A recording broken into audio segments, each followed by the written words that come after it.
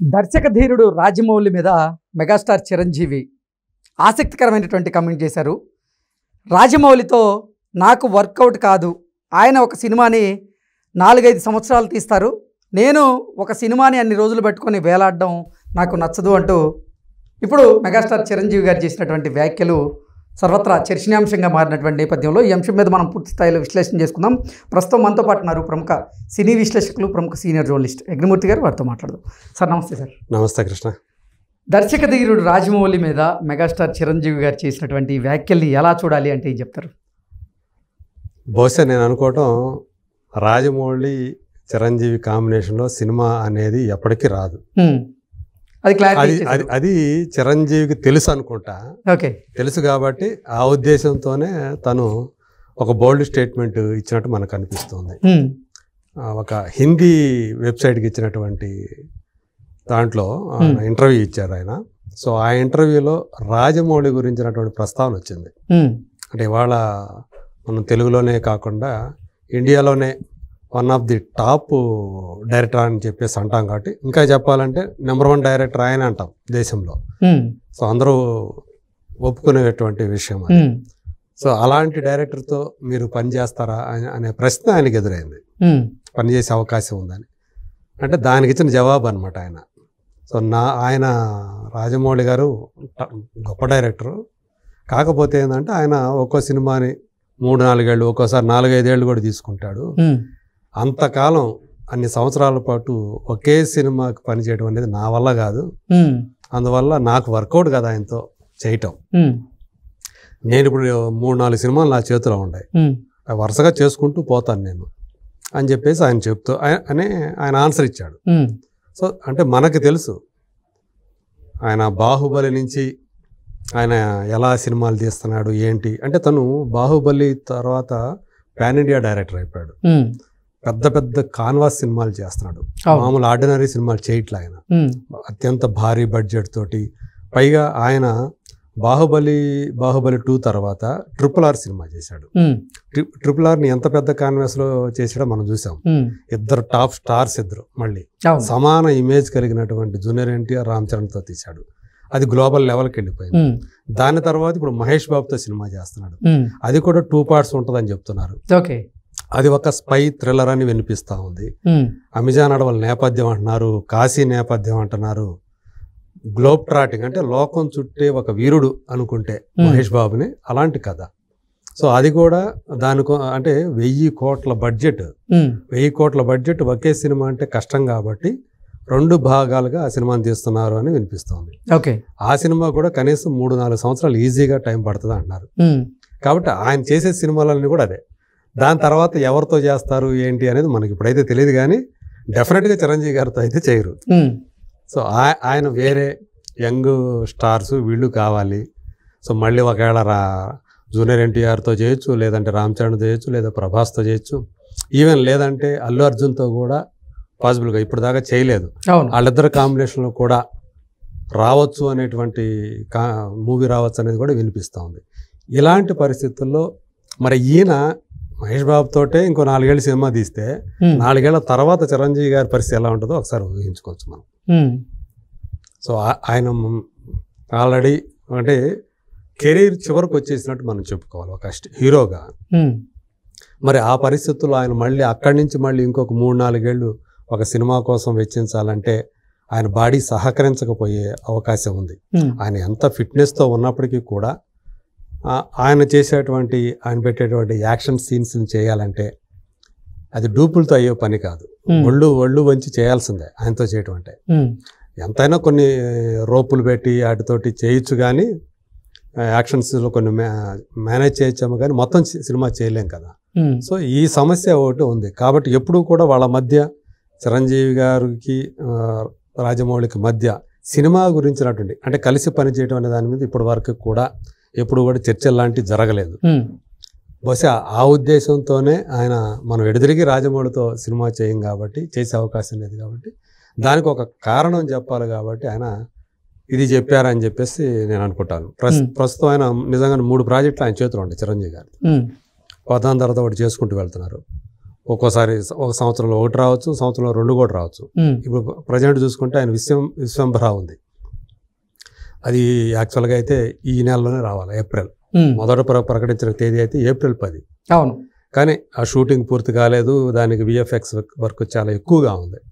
ఎందుకంటే అది fantasy film.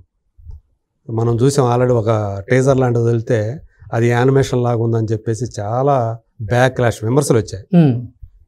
Avatar స్ఫూర్తితో తీశారు, అది కూడా అవతార్ ఎక్కడ, ఇది ఎక్కడ, ఇదేంటి మరి యానిమేషన్ క్యారెక్టర్ లాగా ఉంటాయి అని ఆ వర్క్ గురించి చాలా విమర్శలు వచ్చాయి. దాంతో మరింత శ్రద్ధ తీసుకొని బడ్జెట్ పెంచి అయినా పర్వాలేదా అని చెప్పేసి ఇప్పుడు చేస్తూ ఉన్నారు. యువి క్రియేషన్స్ వాళ్ళు నిర్మాత దానికి. దాని తర్వాత ఆల్రెడీ ఒక సినిమా వచ్చే సంవత్సరం 2026 జనవరికి మా సినిమా వస్తుంది అని కూడా అనౌన్స్ చేశారు.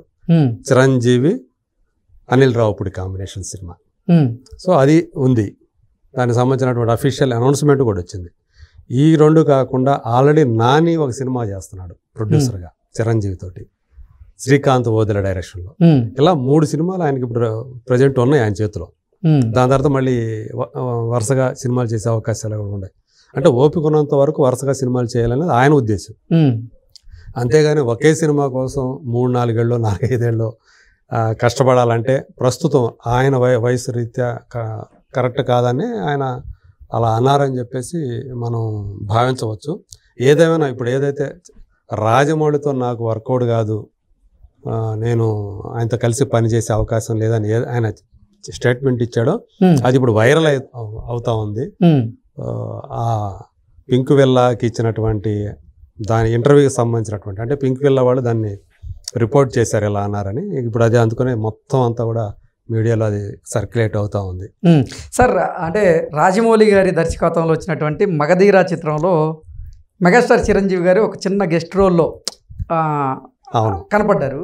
ఆ తర్వాత వారిద్దరి కాంబినేషన్లో సినిమా వస్తే బాగుండు అంటూ కూడా మెగాస్టార్ అభిమానులు అయితే పెద్ద ఎత్తున కోరుకున్నారు. ఈ నేపథ్యంలోనే ఉండే అవకాశం ఉందని ఇన్ని రోజులు భావించారు. కానీ ఈరోజు చిరంజీవి గారు క్లారిటీ ఇచ్చేటువంటి ప్రయత్నం అయితే చేశారు. ఏంటి మెగా అభిమానులు మరి దీన్ని ఎలా తీసుకుంటారు? అంటే రామ్ చరణ్ ఎడిదిరిగి చేశాడు కదా 2 సినిమాలు, మగధీర, RRR చేశాడు. మీరు అన్నట్టు ఆ బంగారు కోడిపెట్ట సాంగ్ అది, దాన్ని రీమిక్స్ చేసి మళ్ళీ ఆ సినిమాలు మగధీరలో పెట్టారు. ఆ పాటకి ఇద్దరు కూడా తండ్రి కొడుకులు ఇద్దరు కూడా డాన్స్ చేయటం అనేది ఆ సినిమాకు ఒక అదనపు అట్రాక్షన్ తీసుకొచ్చింది. అప్పుడే వినిపించింది చిరంజీవి గారు రాజమౌళి కాంబినేషన్లో చేసే అవకాశం ఉంది, ఆయనతో డైరెక్ట్ చేసే అవకాశం ఉంది, ఉంటే కనుక అది ఏ స్కేల్లో ఉంటుంది, ఎంత గొప్పగా ఉంటుంది అని కూడా ప్రెడిక్షన్స్ కూడా వచ్చాయి. బట్ ఆ తర్వాత కాలంలో ఆయన వరుసగా యంగ్స్టర్స్తోనే సినిమాలు చేసుకుంటూ వస్తున్నారు. ఆయన మనకు తెలుసు ఒక చందమామ కథలాగా ఉంటాయి ఆయన సినిమాలు, ఒక కాన్ఫ్లిక్ట్ ఉంటుంది చివరకు. అంటే ఆయన ఏమి సందేశాలు ఏమి ఇవ్వడు, ఆయన సామాజిక సమస్యలు ఏమి తీసుకోడు ఆయన సినిమాలు. మనం మొదటి నుంచి కూడా గమనిస్తే సామాజిక ఇతివృత్తాలతో ఆయన ఎప్పుడు సినిమాలు చేయాలి. చివరకు ఒకటే ఆయన చెడుపై మంచి విజయం, ఇదే ఆయన చెప్పేవి. అదే అంటే విలన్ మీద క్రూరుడైన లేదా జనాల్ని హింసించేటువంటి ఒక విలన్ని హీరో ఎదుర్కోవటం, మొదట తన్నులు తినటం, చివరికి విజయం సాధించడం, అది అంతా కూడా ఆ సినిమాలో ఆయన ఆ ఫార్మాటే కనిపిస్తుంటుంది. కథలో వేరు కావచ్చు కానీ ఫార్మాట్ మాత్రం ఆయన అదే. ఈవెన్ ఇది చూసుకున్నా కానీ RRR సినిమా చూసుకున్నా కానీ అది మా పేరు చూస్తేనేమో చారిత్రక పురుషుల పేర్లు పెట్టుకున్నారు, అల్లూరి సీతారామరాజు అలాగే కొమరం భీం.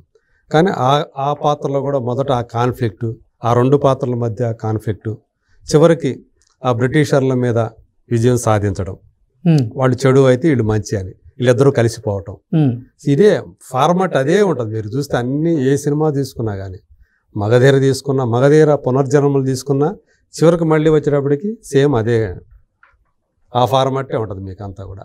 సో ఇప్పుడు ఇది కూడా ఇప్పుడు ఆయన మహేష్ బాబుతో చేస్తున్నది కూడా మేబీ అదే కావచ్చు. ఇంకా చెప్పాలంటే ఒక భిన్నమైనటువంటి వీటికి తండ్రి విజయేంద్ర ప్రసాద్ గారు బజరంగి భాయిజాన్ అని చెప్పేసి వీటికి పూర్తి భిన్నమైనటువంటి ఒక కథతోటి కథ ఇచ్చారు. అలాంటి కథని కూడా మరి రాజమౌళి నుంచి మనం ఎక్స్పెక్ట్ చేయగలమా ఆ సినిమాని? ఎందుకని ఆ తరహా ఒక తన తండ్రే కదా ఆ కథ ఇచ్చాడు, అలాంటి విభిన్న తరహా కథతోటి తనెందుకు డైరెక్ట్ చేయకూడదు అని మళ్ళీ ఎందుకని ఇప్పటి వరకు కూడా తెలుగుకు సంబంధించి రాజమౌళి ఆలోచించినట్టు కనిపించదు. ఆయనకు కావాల్సిన ఏవైతే ఉంటాయో ఎలాంటి కథలో ఈయన ఒక ఐడియా చెప్పడం, దాన్ని ఆయన డెవలప్ చేయటం, ఈ తరహాలోనే. ఒకవేళ ఆయనకి తండ్రికి ఏదైనా ఒక ఐడియా వస్తే కొడుకు చెప్తే దాని ఇద్దరు కూడా పంచుకొని దాన్ని డెవలప్ చేయటం, ఈ తరహాలోనే వాళ్ళిద్దరు కూడా వర్క్ చేసుకుంటూ వస్తూ ఉన్నారు. ఇప్పుడు ఈ గ్లోబ్ ట్రాటింగ్ అనే సినిమా, దీనికి మహారాజా అని చెప్పేసి కూడా అప్పట్లో ఒక వినిపించింది. కానీ ఈ లోపల అదే టైటిల్ తోటి విజయ్ సేతుపతి సినిమా వచ్చింది. మరి ఈ సినిమాకి ఏ టైటిల్ పెడతారు ఏంటి అనేది తెలియదు. కానీ బట్ ఈయనైతే ఇప్పుడు దాకా 2028 లేదా 2029 వరకు కూడా ఈ సినిమా మీద ఆయన ఎంగేజ్ అయిపోయాడు. ఓకే, 2 పాటల మీద. ఒకవేళ ఇంకొక హీరోతో చేయాలంటే అది చిరంజీవి అయితే 2029 తర్వాత ఆలోచించాల్సిందే తప్ప ఈ లోపల లేదు. మరి అప్పటికి అది ఎలా ఉంటుందో ఏమో తెలియదు. అందు గురించి ఇవన్నీ దృష్టిలో పెట్టుకొని తర్వాత ఎడుతిరిగి చేసే అవకాశం లేదు కాబట్టి చిరంజీవి అలాంటి బోల్డ్ స్టేట్మెంట్ ఇచ్చారని చెప్పేసి మనం భావించవచ్చు అని చెప్పేసి నేను అనుకుంటాను. Okay sir, thank you so much. Thank you.